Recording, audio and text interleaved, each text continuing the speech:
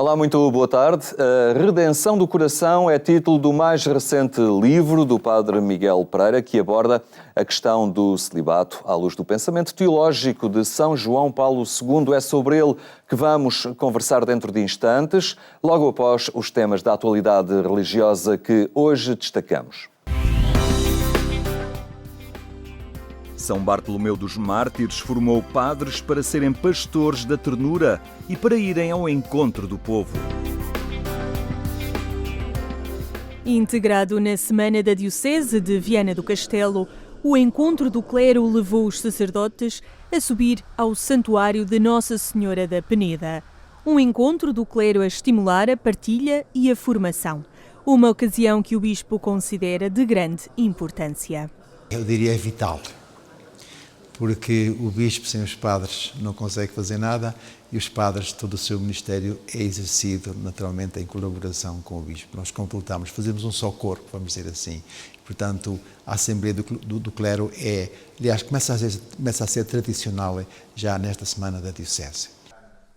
Desta vez, na Diocese de Viana do Castelo, o encontro do clero propunha a memória e o exemplo do pastor São Bartolomeu dos Mártires. E esta figura, que é muito importante e central na nossa vida espiritual também na própria Diocese e que nos ajuda, de certa forma, a olhar para nós como sacerdotes, como pastores. São Bartolomeu, a figura do pastor, mas também aquele que se preocupou de uma forma extraordinária na formação do clero, ter clero capaz de levar a palavra de Deus ao povo de Deus, capazes também de serem pastores, não só pela sua formação espiritual e humana, mas também pastores da ternura, de ir ao encontro do povo. No próximo fim de semana, as dioceses de Viana do Castelo e Braga assinalam a santidade desta figura que sempre trabalhou pela renovação da Igreja no seu tempo. Ele pugnou pela reforma da Igreja, desde o Papa, bispos, clero, vida religiosa. Foi um grande homem da Igreja, foi uma lufada de ar fresco, foi uma veia reformadora fortíssima, num período em que a Igreja precisava seriamente disso. A memória de São Bartolomeu dos Mártires, evocada num lugar por onde passou em vida e nos territórios geograficamente acidentados, que foram a sua seara pastoral. São Bartolomeu dos Mártires viveu como eu naturalmente, para ser um bom bispo, se vivesse no tempo dele, teria de viver também. Ir ao encontro dos fiéis que o Senhor me deu nas condições em que eles se encontram, não é? Agora que os tempos eram duros e que as visitas eram duras, nós não voltávamos a casa. Hoje não voltava a casa ao fim do dia como eu a minha volta, não é? Eles normalmente saíam, num caso concreto, ele saía de Braga e eram semanas, se não meses, que ele andava a visitar a sua diocese, calcorreando aldeia em aldeia, paróquia em paróquia, e visitando exatamente, e convivendo e vivendo no meio da sua gente. O Santuário de Nossa Senhora da Peneda não foi escolhido ao acaso para este encontro presbiteral. Insere-se no itinerário mariano que marca este ano pastoral, que é também o terceiro ano comemorativo dos 40 anos da criação da Diocese. O terceiro ano já há muito estava programado como sendo um ano vivido sob a orientação de Maria como mãe acolhedora, o tema do acolhimento. E então, neste caso, o vigário para o clero nem precisou de me consultar, ele próprio escolheu a Peneda, que, além de ser um lugar idílico, é um lugar emblemático e com um peso muito grande na Diocese.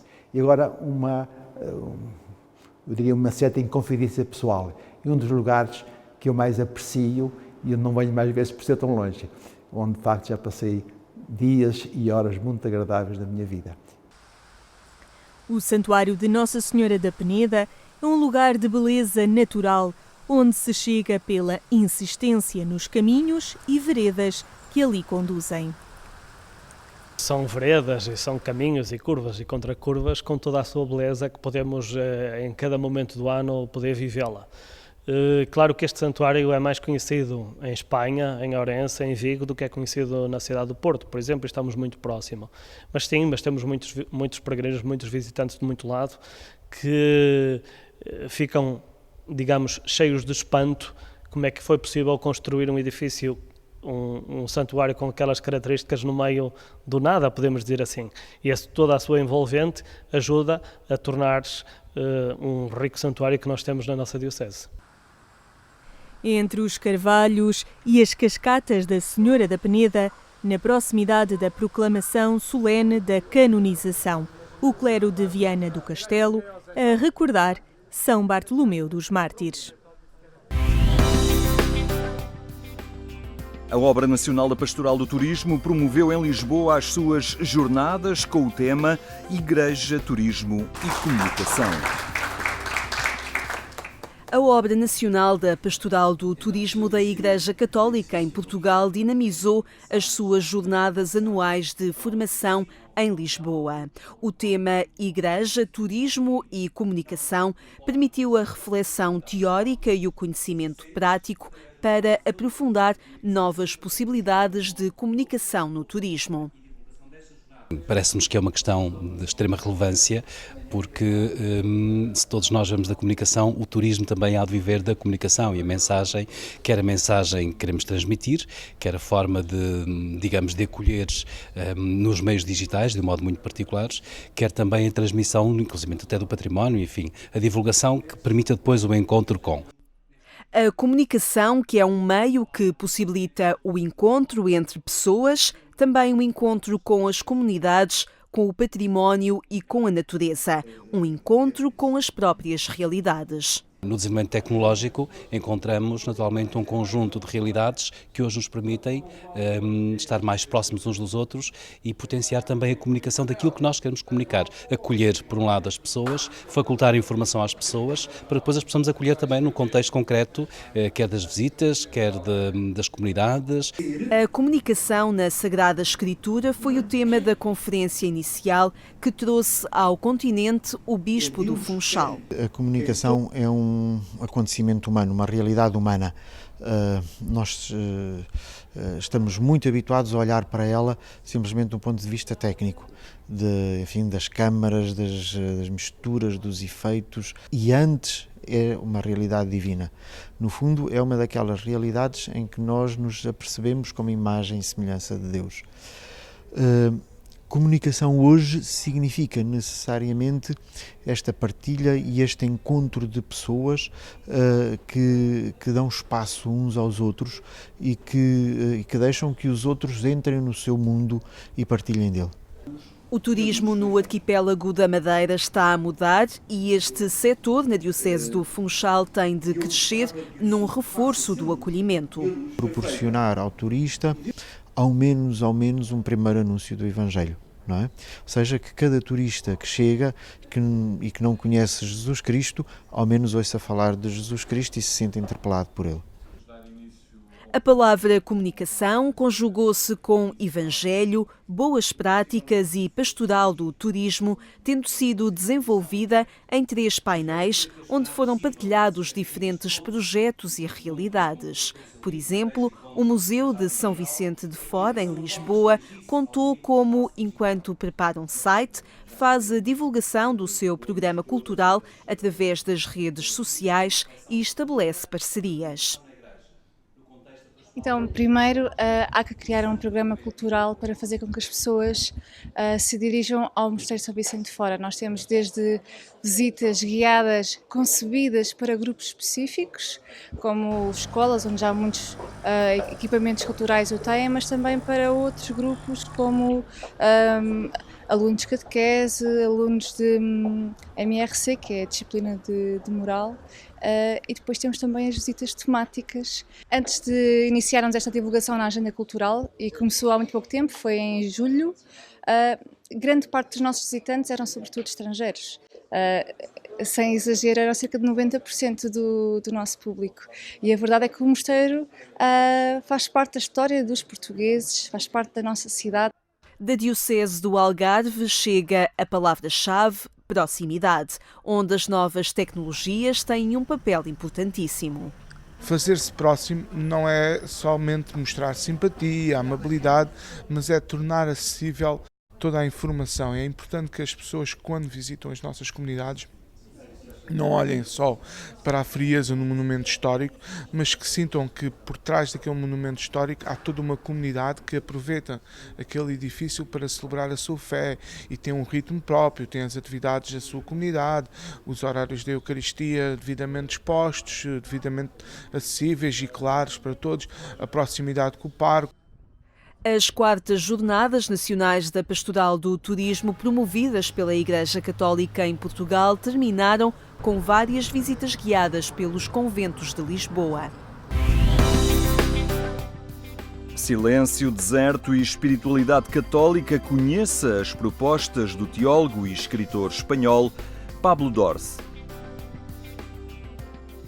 O padre e escritor espanhol Pablo Dors esteve em Portugal para apresentar o seu romance O Amigo do Deserto, uma proposta de interioridade e contemplação da espiritualidade católica que considera essencial para uma sociedade em hipervelocidade. Yo creo que el viaje interior es el viaje más importante. Creo que el máximo desafío que tenemos hoy es aprender a quedarnos quietos, ¿no? Porque, claro, y en silencio, ¿no? Porque estamos en una sociedad pues, del frenesí, de la movilidad absoluta, ¿no? Y aprender a sentarse, aprender a encontrar que está sentado a la derecha del Padre. O sacerdote que fundou em 2014 a Associação Amigos do Deserto, dedicada a aprofundar e difundir a dimensão contemplativa da vida cristã no cotidiano de leigos e leigas, entende ser um erro identificar a vida contemplativa apenas com a vida monástica. O deserto, afinal, é para todos, sobretudo no Ocidente. Mi propuesta es que Europa tiene que volver al desierto para descubrir quién es, ¿no? O sea, el desierto evidentemente es una metáfora de la interioridad. El desierto es un espacio físico que nos fascina, nos interesa. ¿Por qué? Porque es un espejo, porque nosotros somos espacio. El desierto nos habla del ser. Mientras que hoy vivimos desde el tener cosas, ¿no? Entonces, en la medida en que nos vaciamos, nos desapegamos, no nos agarramos a las cosas materiales y también a las ideas, a los conceptos, vamos desnudándonos, hacemos la experiencia de la pobreza espiritual, que es fuente de riqueza. A obra O Amigo do Deserto foi lançada no mercado português pela Quetzal.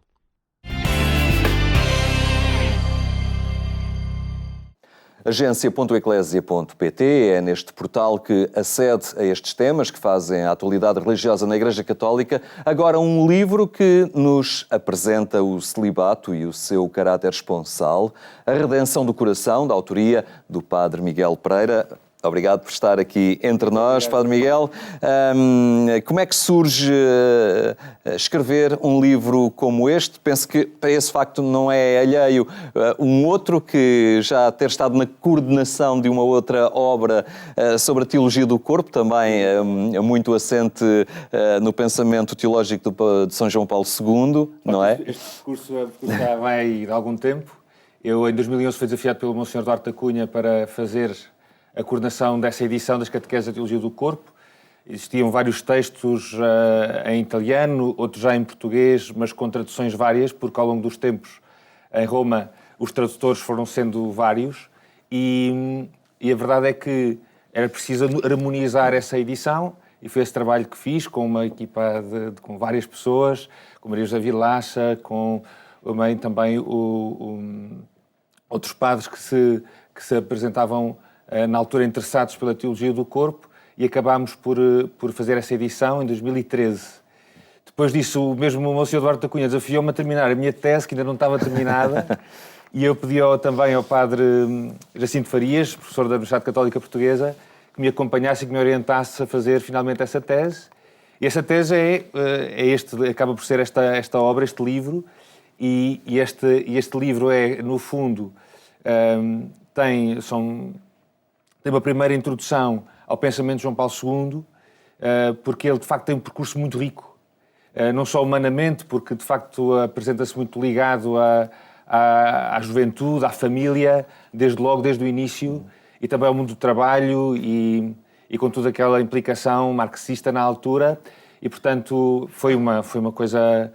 Foi riquíssimo de explorar essa parte do tema. E depois... o centro do título, não é? Esta questão da redenção do coração é uma coisa muito curiosa, porque, no fundo, o desafio foi, para nós, criar perceber, melhor assim, qual o valor do celibato para o entendimento do caráter esponsal. O caráter esponsal, vou tentar explicar assim sumariamente, o que o Papa diz é que o nosso corpo é um lugar teológico, ou seja, nós podemos perceber sinais de Deus no nosso corpo. E isso especialmente na comunhão, ou seja, na conjugalidade. Mas, para explicar tudo isto, o Papa faz, nas catequeses que tive a oportunidade de editar, faz um conjunto de 6 ciclos em que explica o matrimónio. Primeiro a partir logo desde o Gênesis. São catequeses dos primeiros 5 anos de pontificado. Exatamente, são essas mesmas.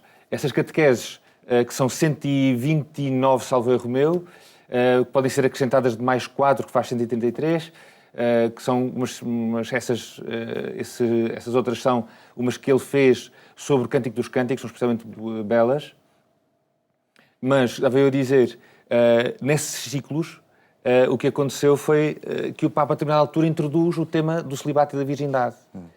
E que não veio a tema, quer dizer, à partida, estamos a falar sobre a família, porquê? E o que esta obra pretende explicar é que não se pode entender verdadeiramente o significado esponsal, ou seja, isto nós fomos feitos para nos doarmos, nos entregarmos uns aos outros, e especialmente na conjugalidade, sem entender o celibato, porque o celibato é um sinal especial de Deus que só começa com Cristo, desde logo, ou seja... Numa primeira vista pode ser entendido como uma negação dessa entrega, não é? A partir de então, mas porquê falar de alguma coisa que não tem a conjugalidade, não é? Ou seja, em que a sexualidade não é exercida pela conjugalidade. Aqui o que Nosso Senhor nos pede e o que o Papa também nos faz ver é que o celibato é um sinal de Cristo, ou seja, não existia celibato antes de Jesus, não é? E é imediatamente visível no celibato dos apóstolos, não é?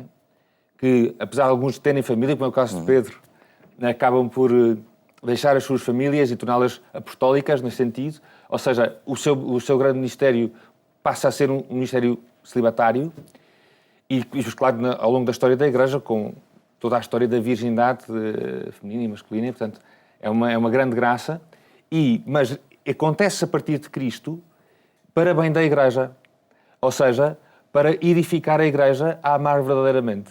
E aqui o Papa esclarece 2 sentidos que me parecem especialmente importantes, que são, em primeiro lugar, a questão escatológica, ou seja, o que é que diz um celibatário? Diz, eu não vou amar senão a Deus.